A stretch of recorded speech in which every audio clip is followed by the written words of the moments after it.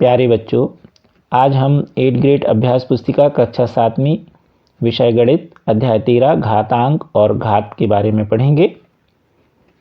हम आपको गणित बिल्कुल सरल तरीके से पढ़ाएंगे, जिससे आपकी जो गणित कठिन अवधारणा के रूप में है कि गणित एक कठिन विषय है, वह आपको सरल लगे। आप हमारे चैनल को अभी तक आपने शेयर सब्सक्राइब नहीं किया तो कर लीजिएगा। अब हम देखते हैं घातांक और घातें। तो इसके समझने के लिए सबसे पहले घातांक और घातों के नियम मालूम होने चाहिए। तो हमारा इसमें एक वीडियो डला हुआ है कक्षा 8वीं में घातांक के बारे में, नियम के बारे में, तो उसे आप देखिए और उसे अच्छे से घातांक के नियम समझ लीजिए। आज हम आपको साथ में कुछ घातांक नियम भी समझाते जाएंगे।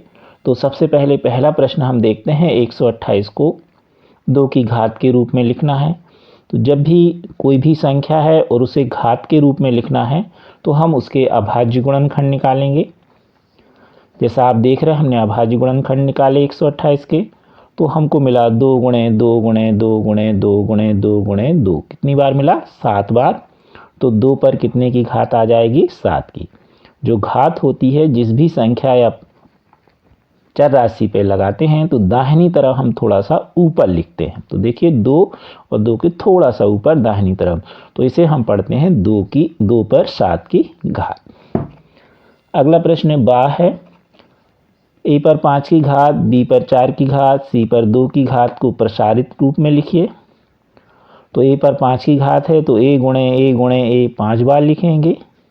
बी पर 4 की घात है तो बी गुणे बी 4 बार लिखेंगे। और सी पे 2 की घात है तो सी गुणे सी लिखेंगे। घातांक में आप ध्यान रखिए, किसी भी जो भी आपकी संख्या है या पद है, उसी का उसी में बार बार गुणा, जितनी बार गुणा होता है वह उसकी घातांक कहलाती है। प्रश्न दूसरा, 8 पर 5 की घात भागित 8 पर पुनः 5 की घात। तो आप देखिए 8 पर 5 की घात भागित 8 पर 5 की घात, इसे हम 8 पर 5 की घात बटे 8 पर 5 की घात भी लिख सकते हैं। भाग में घातें घट जाती हैं यदि आधार समान हो। जैसा आप देख रहे हैं, हमने बाजू में लिख दिया है, यह आधार कहलाता है। तो यदि आधार समान है और भाग में है तो भाग में घातें घट जाती हैं। इस नियम का हम प्रयोग करेंगे। तो 5 ऋण 5 हो जाएगा 8 पर घात, तो 5 ऋण 5 में गया तो 0, तो 8 पे कितने की घात आ गई? 0 की। और किसी भी पद, यहाँ पर हमने लिख दिया है, पद पर 0 की घात होने पर उसका मान 1 होता है। यह भी एक नियम है। तो 0 की घात है इसलिए इसका मान 1 होगा। प्रश्न अगला देखें हम 12 नंबर का, 2 पर 0 की घात गुणे 3 पर 0 की घात गुणे 4 पर 0 की घात। तो अभी आपने देखा कि किसी भी पद पर 0 की घात होने पर उसका मान 1 होता है।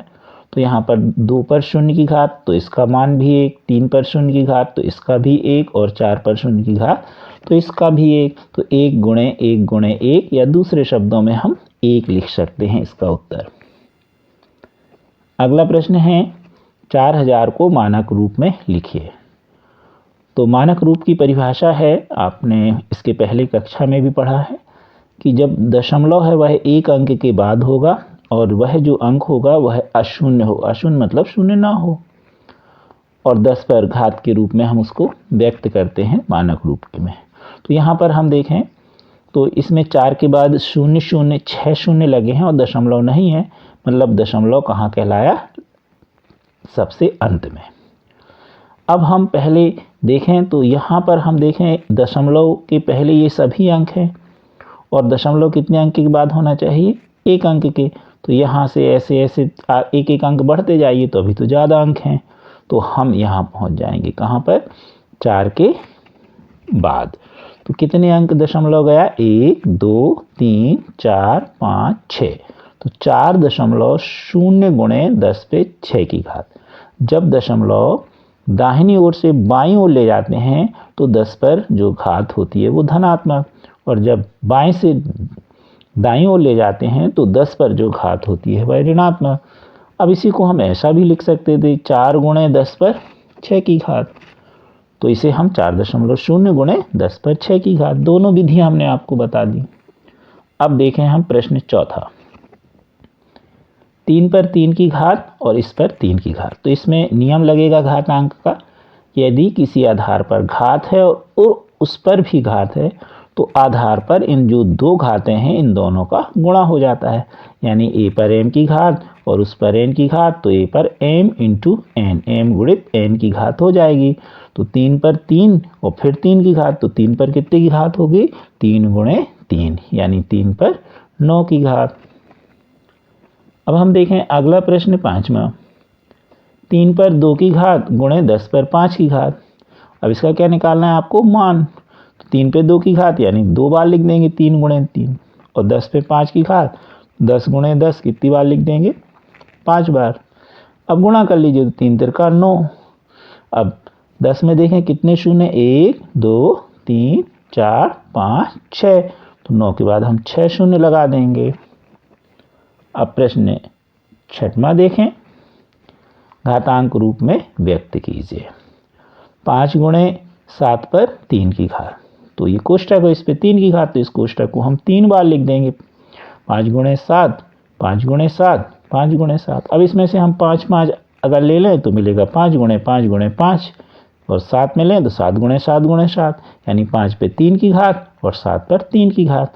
हम इसको सीधे इस नियम से भी लिख सकते थे, यदि ए बी पर n की घात है तो a पर n की घात b पर n की घात होती है गुणे में, तो इसको हम सीधे भी लिख सकते थे, 5 पे 3 की घात गुणे 7 पर 3 की घात, तो इस नियम से भी हो सकता था।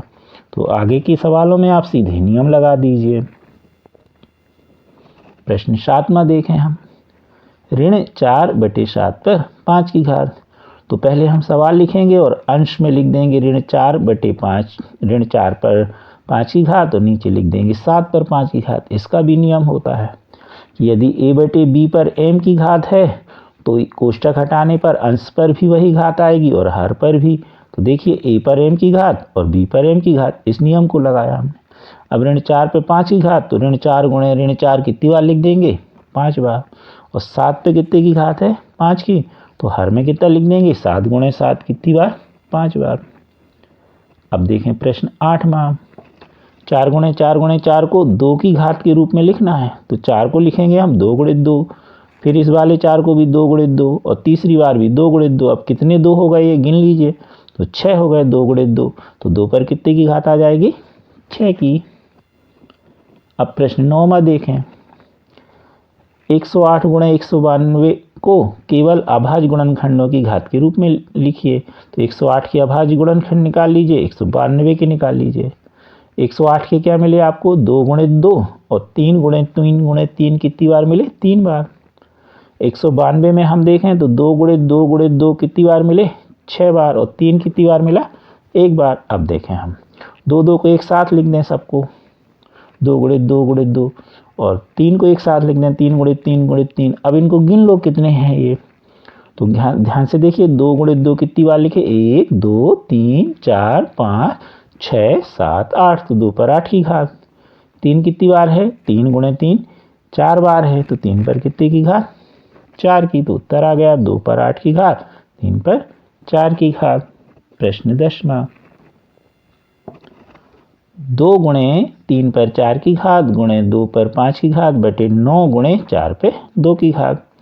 सवाल लिखा, अब 2 गुणे, अब यहाँ पर हम 2 पर 5 की घात को पहले लिख दें और 3 पर 4 की घात को बाद में लिख दिया हमने। अब नीचे देखें, 9 को हमने लिख दिया 3 पर 2 की घात, और 4 को हमने लिखा 2 पर 2 की घात, और पहले से 2 की घात थी तो इसके ऊपर हमने फिर से 2 की घात लगा दी।